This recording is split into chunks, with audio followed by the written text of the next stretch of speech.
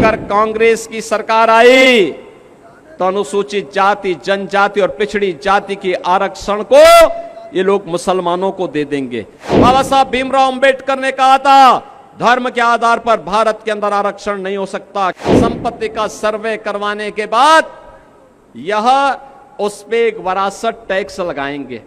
वरासत टैक्स का मतलब आप जान रहे हैं? आपके बाप दादों ने, आपके ग्रैंडफादर ने, आपके फादर ने जो संपत्ति अर्जित करके आपको वरासत के रूप में दी है, इसमें से आधी संपत्ति ये कांग्रेस और समाजवादी पार्टी के लोग ले लेंगे। ये वरासत टैक्स कुछ और नहीं, ये औरंगजेब का जजिया कर है, जजिया कर। एक तरफ गरीब कल्याण का कार्य करने वाली मोदी सरकार देश के विकास को, दुनिया के सामने भारत को आत्मनिर्भर और विकसित भारत की आधारशिला रखने के लिए बड़े बड़े इंफ्रास्ट्रक्चर के कार्य देश के अंदर हो रहे हैं, और दूसरी तरफ राम का विरोध करके रामद्रोही वे लोग हैं जो भारत का विरोध करते हैं, भारत में जातिवादी और परिवारवादी राजनीति करते हैं। पहले जाति के नाम पर आपको लड़ाएंगे, फिर आपके हिस्से का बंदर बांट करवाने का काम करेंगे। यही तो काम किया था इन्होंने, यही तो काम कर रहे हैं, यही तो इनके कारनामे हैं। आज मैनिफेस्टो पढ़िए कांग्रेस और समाजवादी पार्टी का। ये मैनिफेस्टो इंडी गठबंधन क्या क्या बताता है?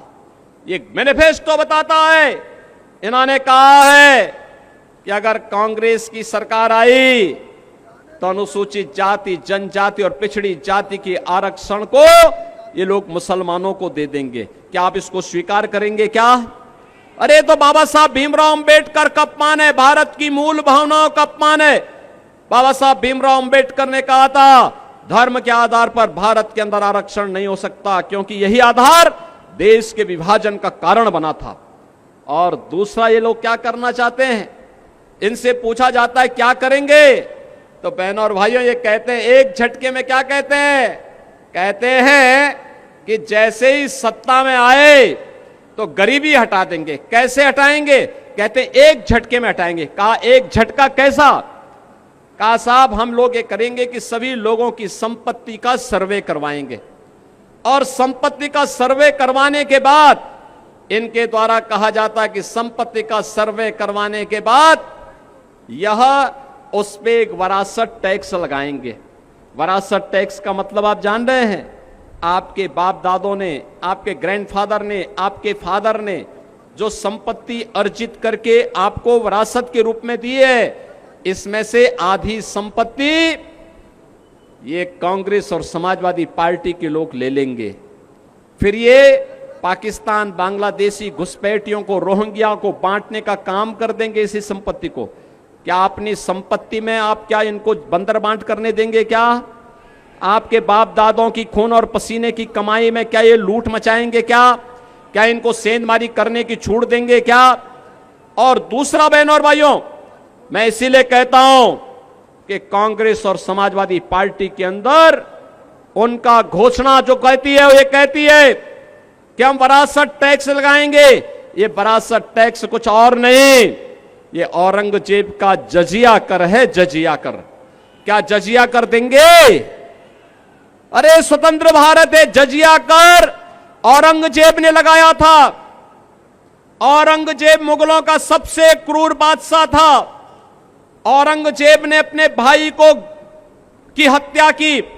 औरंगजेब ने अपने बाप शाहजहां को कैद कर दिया था, और शाहजहां ने अपनी जीवनी में लिखा है कि ऐसा कमबख्त पुत्र किसी को प्राप्त न हो। उसने कोसा है, उसने कहा औरंगजेब के बारे में शाहजहां ने लिखा है कि इससे का ऐसा कमबख्त पुत्र किसी को पैदा न हो। और कोसते हुए औरंगजेब ने कहा था कि तुमसे अच्छे तो ये हिंदू हैं जो जीते जी अपने बड़े बुजुर्गों का सम्मान करते हैं और मरने के बाद भी अपने परिवार, अपने पूर्वजों को श्राद्ध और तर्पण के माध्यम से जल देने का काम करते हैं। लेकिन दुष्ट औरंगजेब, तुमने तो मुझे एक एक बूंद पानी के लिए तरसाया है।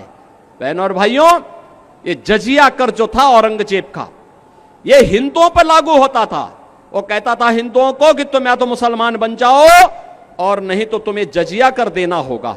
बहनों और भाइयों, हमें कांग्रेस और समाजवादी पार्टी के इस गठबंधन के माध्यम से जो औरंगजेब की आत्मा आज घुस रही है, इसको पूरी तरह बेनकाब करना होगा। और इसीलिए हम लोग आए हैं आपके पास।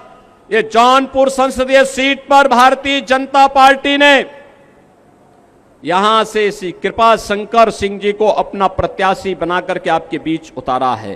कृपा शंकर जी चुनाव जीत के जाएंगे, जाएंगे? मुगरा बादशाह की आवाज में बोलो, जाएंगे, जाएंगे?